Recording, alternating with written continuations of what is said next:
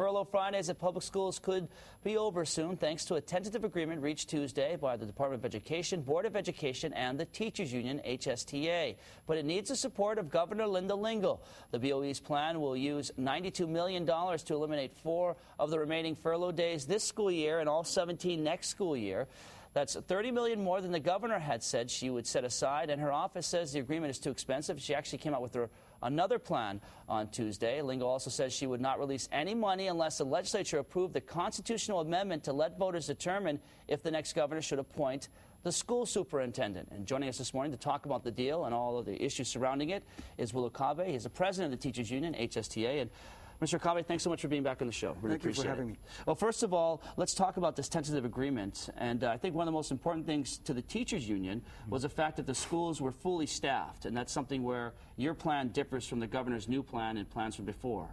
That's correct. In our tentative agreement is to restore all the furlough Fridays for instructional purposes as of April 23rd on to next year. That's right, and your plan includes getting all the HGA, everybody, UPW, make sure that the schools are fully staffed. Yeah, we believe that all everyone in the school setting is essential workers. And why is that important to the union? Because we believe that health and safety is a very big issue in the public schools, and we believe that not only the district office, but along with the custodians, through the EAs, and along with the cafeteria workers, are essential part of the public education system. Now, Governor Linda Lingo's plan, she wants those people to continue to take those furloughs as a way to save the state some money. Another thing that I guess was a sticking point where you folks have kind of reached a compromise of sorts were the non-instructional days, the teacher planning days. Now, you folks are giving many of those days up according to this tentative agreement. That is correct. We have compromised. The teachers, of course, still need planning days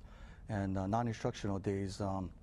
However, the association felt, along with the board of directors, that by compromising this situation, we felt that in this situation that the state is in, the teachers needed to compromise. And you know that, all of you know about teachers that we're willing to give. And this is one of the areas that we felt that it was important to give in this situation. A lot of people might be out there asking, you know, why did it take so long for this tentative agreement to be reached? Why was it so long? I think it was in late December where the two sides came up with a proposal, and the governor's position and the union's position, and there's been really kind of no movement up until now. Well, you know, since December 28th, we had a tentative agreement, and that is supposed to have gone forth through the legislature. However, after the governor rejected that, she had proposed something again, but we never got that particular proposal that she had intended to give us.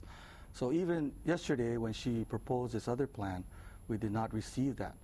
But all along we've been working with parent groups and talking to community members and also the legislature, and we felt that by negotiating with the Department of Education and the board, we have been doing that ongoing. So we came up with this plan that we were able to compromise our situation to help the students of Hawaii. And one of the things putting this plan at risk, now all the governor has to do, the legislature says they pretty much have the money, that they'll provide this funding. All the governor has to do is to release the funding. But she's saying that before she releases any money, there has to be a vote, there has to be an amendment to the Constitution that the public will vote on that will state whether or not the school superintendent should be appointed by the next governor. And you folks are saying that this is they're kind of holding everything at hostage there. Well, we are very concerned about the governor's position in that.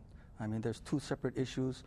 I think the main point is that we want to get the students back into the classroom. That's the main point.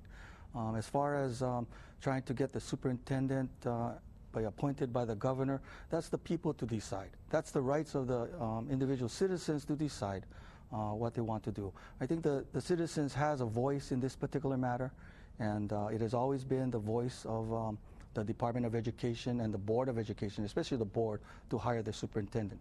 And the board is elected by the members of our community. All right, and I think one more thing, we're running a little bit late, but there are some issues that we do have to get in. You'll be testifying tomorrow, I believe, at the state capitol in favor of taking money from the hurricane fund and not the rainy day fund. Why is that? That's correct. We believe that the rainy day fund, there are health and human services that are in need of that particular money.